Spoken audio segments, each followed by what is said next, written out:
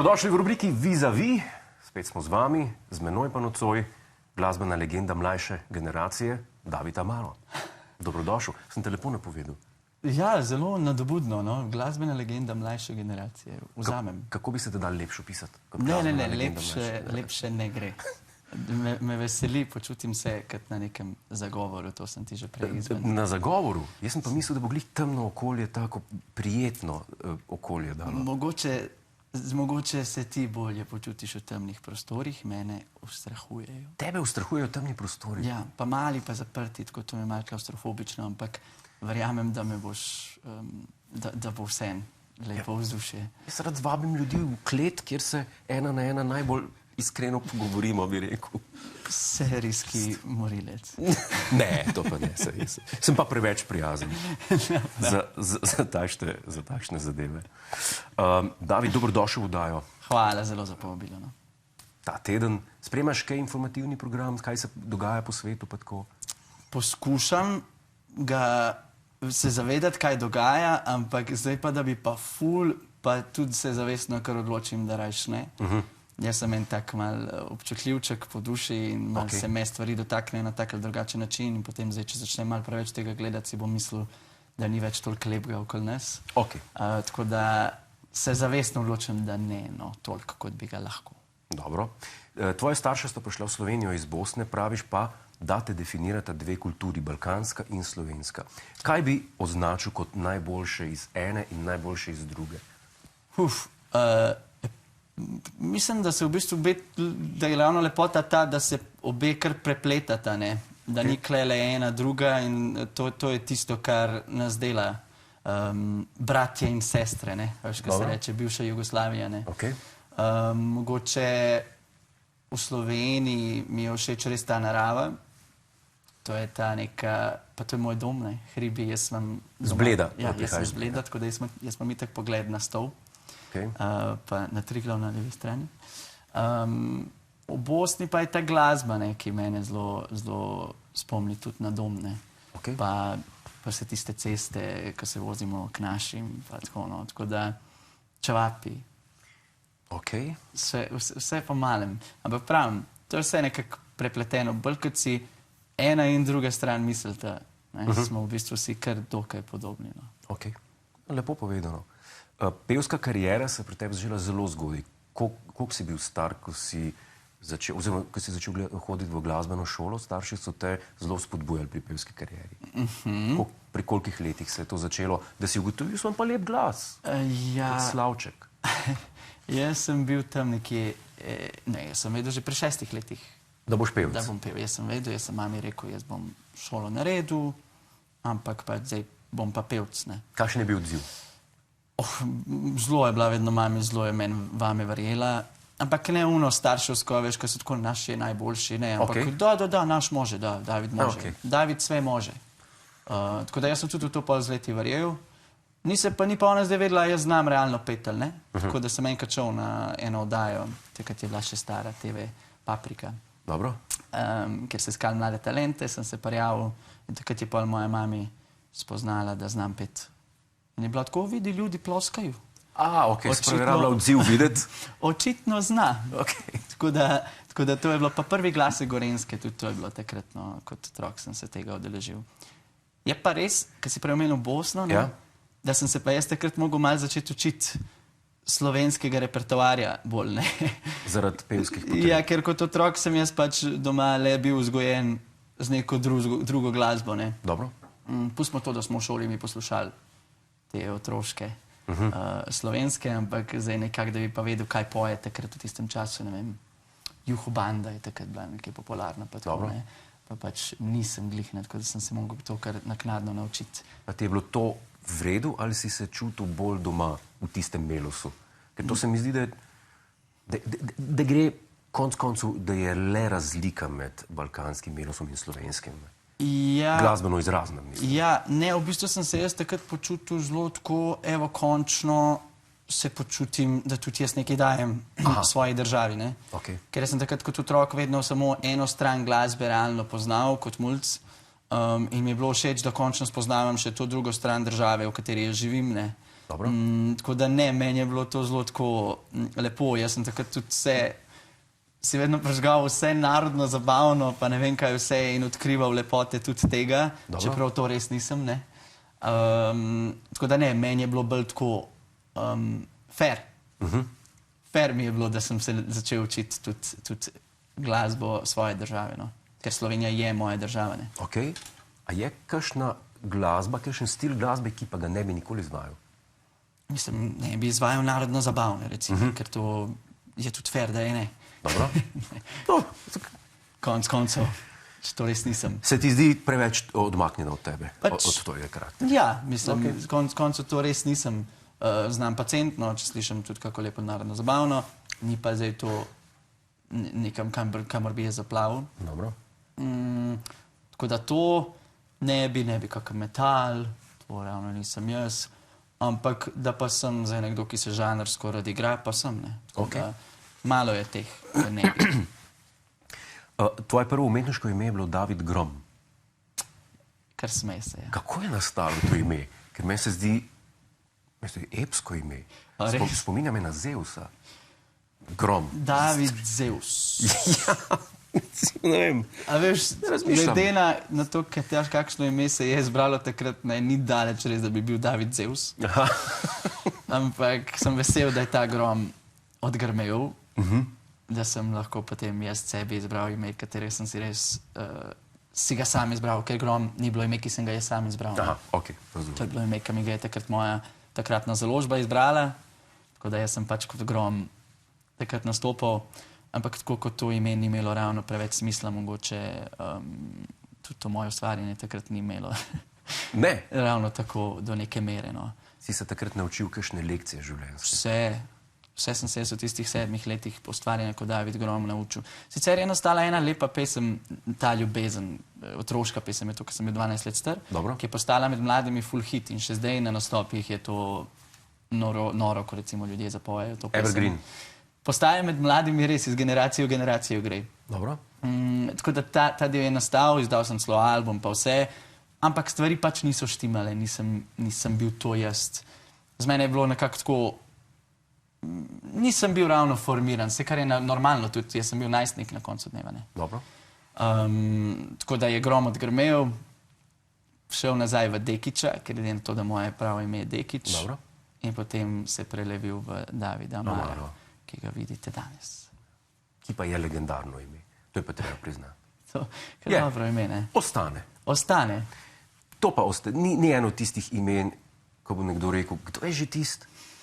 Pa veš tudi, kaj meni všeč je ta, da Amaro ni bil izbran zato, ker bi si želel jaz zbežati od Dekiča, ker Grom je bil izbran zato, ker to so bili drugačni časi in če si zdaj ti bil na ič, ne, je to bilo malo takrat tako, no, za tvojo kariero je bilo v tistih časih malo problematično, govorimo 20 let nazaj. Razumem. Zdaj pa sem izbral Amaro zato, ker pač je dobro ime. Saj tudi Plestenjak je bil tudi Plestenjakič na začetku. A res? Ne, hecam se. Ena zelo zanimiva stvar sem prebral, sem rekel, te moram vprašati, da si se naučil biti na odrih, se pravi v tem času, in da si se tudi naučil, kaj pomeni biti na odrih, na katere ne sodiš. Kaj si s tem mislil? Pa jaz sem v bistvu kot David Grom preživel vseh teh 7 let le na odrih, v katere realno ne sodim. Dobro. A veš, to so veselice. Ok. Jaz sem ogromno veselico delal. In ne vem, razne narodno-zabavne oddaje. Jaz sem celo imel svojo oddajo na TV Veseljak takrat. Narodno-zabavno. Ok. Kdo bi si mislil. Dobro. Tako da tega je bilo kar veliko. Jaz sem se naučil lepoto tega, ko si nekje, kamor pašeš in kjer ne pašeš. Ker veš, tja, kamor ti pašeš, to ni noben trud. To pač ti samo si in oddelaš svoje. Tisto je pa konkreten trud, ki se ga ljudje res ne zavedajo, ne. In to velikrat je tako v življenju, da mi zapademo nekam, kamor ne pašemo, pa se sploh ne zavedamo in mislimo si, da je pač to tako težko. Ne. Da to more biti tako težko, a realno ni, samo ti si nekje, kamor ne pašeš, ne. Nisem si nikoli predstavljal, da lahko za glasbenika to velja.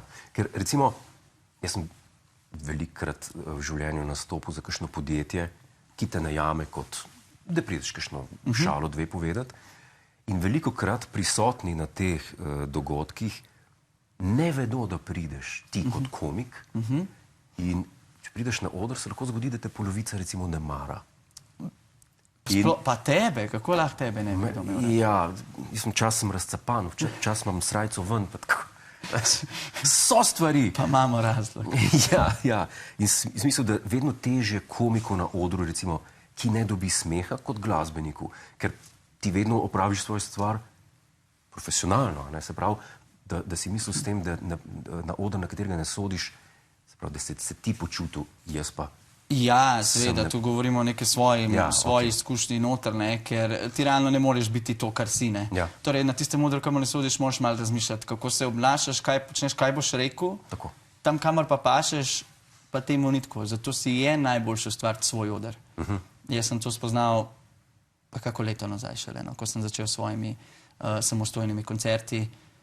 Ker vse drugo, kar je bilo nekako organizirano od strani drugih organizatorjev, ljudi in tako naprej, jaz sebe, se ne govorim samo narodno zabavni, ker zadnje leta v bistvu sem kot David Amaro le pel tudi glasbo, ki si jo želim. Ja. Ampak vseeno, to so neki drugi pogoji, na katere jaz tudi ne pašem. Znači, jaz sebi moram ustvariti svoj oder, ki je po mojih pravilih in tudi, kjer se jaz počutim doma. Znašel si se tudi nekoč v musicalu. Tako. Je to nekaj, kar bi te pritegnilo še v prihodnosti, nastopiti v enem kolektivni glasbeni produkciji? Bi me, mora bi biti res nekaj zanimivega. Jaz sem kot mulc bil v moje pesmi, moje sanje, enega izmed otrok sem igral. Bi me, ne vem pa kaj, kako, zakaj, kdaj, ker človek bi moral tako tudi malo verjetno pauzirati svoje neke stvari, zato da se posveti musiclu, jaz pa bi rad želel tudi svojo kariero le malo ji dati fokus, ne? Ampak kaj pa vem, glavno vlogo bi.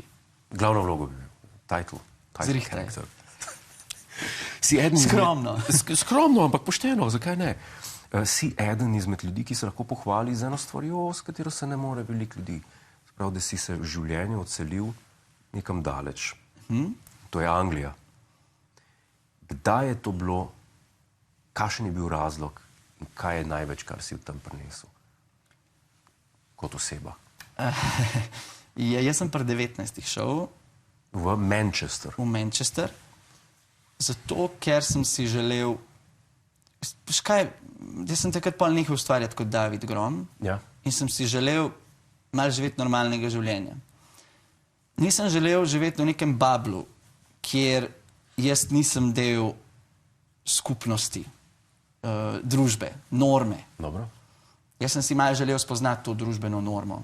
Ne? Ker ti kot glasbenik, pevec si sploh umetnik, kot sem jaz, že nasplošno, včasih celo malo bežiš od neke norme zato, da zadovoljiš to neko svojo umetniško žilico. Dobro. Jaz pa sem takrat želel pri 19 to vseeno iti, ker jaz nisem imel možnosti vsako poletje prodajati sladoleda, ker sem nastopal kot mulc. In sem potem šel, začel delati v Anglijo, opustil vso glasbeno kariero, šel delati v fast food, v Subwayu delal sendviče, eno leto pa pol in bil najbolj srečen, ko sem tam delal. Ti je to bilo, ne bom rekel, osvežujoče, razsvetljujoče? Ja, ker sem imel neke normalne vsakodnevne pogovore.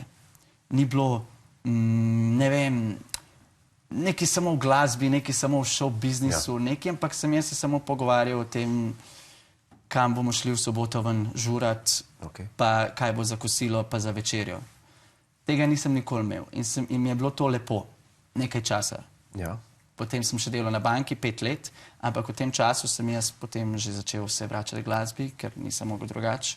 Se je vrgel v gospel vode, tam ogromno naučil s mentorjem gospla, vokalnim mentorjem, ki je tudi v gosplu, naredil neki turnej z njimi. Tako da sem potem v Angliji se nekako šele spoznal, kdo realno sem in kaj si želim. Sem nekdo, ki spoštuje družbene norme, ki mu je to čist kul in se v nekaterih celo najde. Nisem pa zdaj nekdo, ki pa zdaj sledi 100% temu. Meni ni pač cilj delati in potem zvečer si narediti večerjo, ampak neko drugo stvar. Sem pa tudi užival v tem, kar sem imel to in mi ni problem se vrniti temu. Dajmo tako reči. Glede na to, da si se v Manchester preselil, kako si ti razumel te ljudi? Ker vem, kakšen dialekt imajo v Manchesteru. Mal sem rabil. Mal rabi človek, ne? Ampak ne dolg, 2-3 mesece, ker sem jaz le pevec, ne, tako da imam nek posluh. Ok, pošteno. Nekaj malega slišim, tako da sem jih pa začel razumevati. No. Želel pa sem si tudi tako, da začnem jaz tudi govoriti tako kot oni, zato da se ne posumi, da sem tujc. Mogoče zaradi moje mami, ker moja mami še vedno to svojo slovenščino malo polomljeno. Iz Bosne pa sem rekel, ne želim jaz takega lajfa. Razumem. Tako da sem se potrudil svojo angleščino. No. Pošteno, ker res kadarkoli zaslišim kakšen manchesterski dialekt. Oziroma ne rečem Mancunian. Mancunian, ja. Bravo. Potem si se vrnil v Slovenijo in takrat je prišel znan glas. Znan obraz. Znan obraz ima svoj glas. Tale šov se mi je zdel izčrpavajoč do nastopajočih. Si imel to izkušnjo? Tako se mi je zdel, da kdo je nastopil v tem šovu kot tekmovalec, sodelujoč, da je bil to njegov življenje takrat, za časa tiste sezone. Veš kaj, zame je to bilo dejansko moje življenje, ker jaz sem takrat se prišel nazaj v Slovenijo. Mene so poklicali, ko sem živel v Angliji, če lahko pridem v Slovenijo samo na ta šov. Tako da jaz sem v Angliji vse pustil. Od avta do službe, vse sem dal odpoved do zbora, gospod zbora, kjer sem pel in tako naprej. Jaz sem to vse tam pustil, prišel nazaj in začel to svoje novo življenje. In to na tem novem življenju je bilo 3 mesece samo ta oddaja. To smislu, ja. Tako da ja, je izčrpavajoče, ampak hkrati pa je ena zelo dobra izkušnja, na katero se pripravljaš kar nekaj časa prej, kot pa za tiste 3 mesece se ti v enem tednu ne možeš ravno pripraviti na nastop. Mislim, da je to proces, za katerega sem jaz delal nekaj let pred tem. Popstar z Hrvaške je pa prišla za tem. Superstar. Ampak super ti gre. Jaz vse narobe povem. Vse. Dobro, nisem rekel, da si se v Kongo preselil. Ja, ne, tja se nisem, ne. Ampak dobra destinacija, mogoče. Superstar z Hrvaške. Superstar. Superstar, to je bilo kasneje, po znanem obrazu. To je bilo pa 2023, 1 leto pa pol nazaj. Je bil to tvoj prodor balkanski trg? Kakšna je razlika med našim trgom pa med balkanskim? Poleg tega, da je večji. Je večji profesionalizem? Mogoče do neke mere se pokaže, ki je malo večji profesionalizem, ampak neka zdaj bajna razlika je ni. Dobro. Stvar, ki jo opažam tam, je, da se morda ceni kdaj bolj neke stvari, ne vem, nekega Tam sem po mojem kvaliteta, pa ne govorim jaz izključno zase. Neka kvaliteta se prej prepozna, kot se recimo v naši državi. Kar je v bistvu žalostno, zato ker v naši državi v Sloveniji imamo ogromno kvalitetnih, ki nimajo pravzaprav podpore in možnosti se pokazati. Meni je recimo znan obraz ima svoj glas ogromno pomagal, da sem dobil ta spotlight, ki sem ga potem tudi nekako obdržal, ampak je pa ogromno, ki jih ni dobil te priložnosti, pa so zelo kvalitetni. V tujini je to malo drugače. Tam, predvsem na Balkanu, je tako, ako pjevaš, pjevaš. Zelo ne misliš. Da, znači ti znaš, kako pjevati. To je najbitnije, to je najbolj pomembno, kako pjevaš. A veš, sej so tudi druge predispozicije, ki so pomembne. Tako da ja, no, ta razlika bi rekel, da je. Dobro, to je ta razlika. Imaš tudi pevsko šolo. A sem to prav povedal? Učiš petje. Učim tudi petje, to sem to reči, učiš petje. Kako prenašaš svoje znanje naprej? Kako bi rekel, kakšen tvoj didaktičen proces? To me zanima zelo pri glasbenikih, ki imajo kariero kot pevci in tako, kako prenašajo svoje znanje naprej. Prišel sem v bistvu do tega momenta, da učenje petja ni nek moj zdaj vir za preživetje, ampak je to dejansko samo stvar, ki jo rad delam. Prišel sem, to sem itak že od začetka tako, ampak res je postala samo stvar, ki jo rad delam, ker od teh učencev jaz ful dobim in jim tudi rad dajem, ne. Od njih se ogromno naučim, malo sebe vidim tudi v nekih situacijah. Si nostalgičen? Ja, pa tudi vidim, da imam neke stvari, s katerimi se oni spopadajo, pa se šele začenjajo, Pa se jaz še vedno z njimi spopadam, ne. In jim želim sam dati vedeti, vse je v redu, to je težava, ki boš imel 20 let. Ok, pripravi se. Ja, še naslednjih 20 let je boš imel bolje poante, kako se s tem spopadaš. Dobro. Tako da petje je itak stvar glave, ko pa to povežeš, govorimo o srcu, ne. Dobro. Potem tudi glas se sprosti. Tako da je ta stvar, ki je meni pri petju, pri učenju petja pomembna. In zelo rad to delam, no. Zdaj izvajaš trenutno akustične koncerte? Ja, do tega momenta sem to izvajal. Aha. Zdaj pa prihaja en večji, ki pa se bo zgodil z bendom. Ok. To pa bo v City Teatru 19. marca. 19. marca? Tako. Koncert pod imenom Ama Romantika. Ok. Tako da ja. Vabljeni, ne? Vabljeni. 19. marca v City To so Teatru. predvsem pesmi, no, ki jih izvajam v srbo-hrvaščini.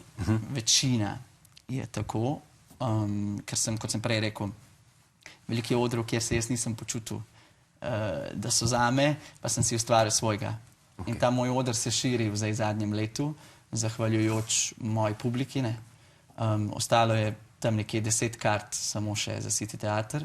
Tako da sem zelo ponosen na to, da... Čestitke? Ja, hvala. Bo tudi kakšna turneja? Če uspešno, zakaj ne? Pripravljam definitivno koncerte tudi za naprej. Malo sem se bal v Sloveniji ustvariti koncert s tako zvrstjo, ampak sem vesel, da je mi moja publika dokazala nasprotno, no. Ker zakaj bi se bal, to so samo lepe pesmi. Absolutno. Lepe melodije, ki imajo neko lepo zgodbo, ne. Absolutno. Jaz ti želim uspešen koncert. Hvala lepa. 19. marca in tudi vse prihodnje. Hvala, da si bil naš gost. Z največjim veseljem. Najin čas je potekel, zasliševanje je konec. Lahko ti povem, da nisi bil obtožen ničesar in da lahko greš domov. Allah. Najlepša hvala, da si bil naš gost. Hvala, Srečno. Jure, hvala tebi. Hej, preden greš, klikni tukaj in se naroči na naš YouTube kanal. Imamo pa tudi TikTok, Instagram in Facebook, tako da le urno.